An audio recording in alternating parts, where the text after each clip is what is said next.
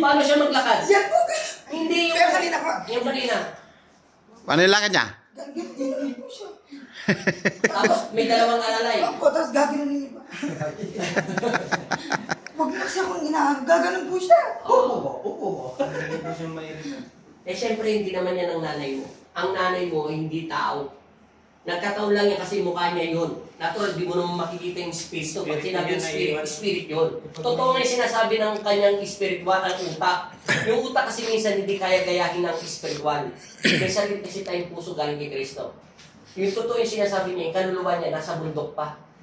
Yung may humawak sa'yo, sinasabi niya pong nandun po siya. O kaya nga, nasa bundok pa. Yung sinasabi niya nandun pa siya, nasa bundok pa. Lagi niya po sinasabi, kawawa yun. Sabi niya, Naiwan naiwan doon nyo, sa bundok. umiiyak. Ayun, nasan ba? Eh kaya nga matanong ako, hindi niyo ako napansin, nagtanong ko ng tanong. Baka naman nag-away ang tatay mo, baka na-stress siya, may babae yun, sumagot kayo, wala.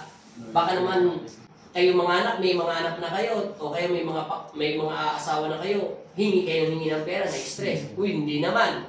Eh, subukan natin. Eh, lumalabas sa spiritual. Wala siyang kanuluwa, tinawanan niya lang ako eh. Ang tawa mo, hindi ordinaryong tawa. Kung may record kayo, bahala kayo sa buhay niyo, panoorin mo yan. Maraming sabi mo na bingit, sabi mo niya mag-data mo.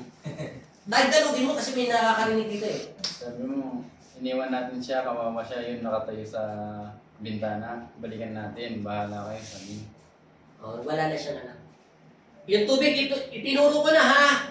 Pagdating sa bahay, pahinga mo muna yan. Yung damit niyan, kung saan ba natulog kagabi, ipagpag mo yun kung doon yan ulit matutulog. Pero kung hindi na matutulog, doon na sa bahay nila, okay na yun, ha? Meron po kong damit eh. Nung Hindi bago yan, umalis hindi mo ko kami. naiintindihan yan. Damit niya, suot niya yun. Oo, Suot ang damit niya.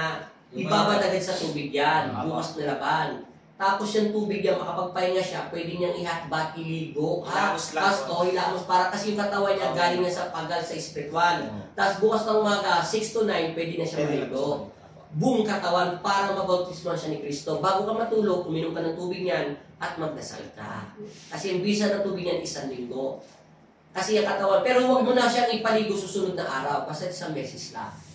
Isa po siya natulog gabi, doon din po yung papagpagipin. Oo, ipagpag yun. Kasi yung sakit na naiwan mo pa.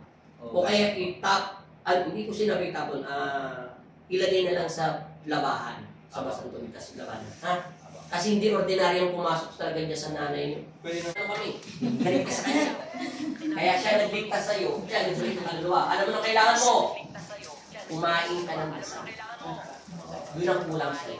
Yung ano tinagyakan mo ako? Pasensya na po. Okay lang yun. Naunawan ko sa Maraming salamat po. mabuti nakailag ako. 3 beses mo pa naman yata ako sinipa. Thank you. Salamat. Ingat! Maraming kuya, salamat. Next week ate, basta kayo ha. Balik ka na lang sa sunod na linggo. Kailan lang muna namin matulog. Ikaw ko yan, kasi gumaling ka rito. Taga saan kasi kayo, te? Pero Taga saan kasi kayo? Taga saan kasi kayo? Bueno ka, pastor. Sakay na lang kayo ng... Ano, iiyak ka pa? Ingat kayo, bye-bye! Bye-bye! Te! Bye-bye! Salamat! Masasaya sila. Pumasok ng walang alam. Lumabas ng bumalik na ang katinuan ng kanyang pag-iisip. Bye-bye. Yan. May pa-goodbye kiss pa. Ingat kayo, te.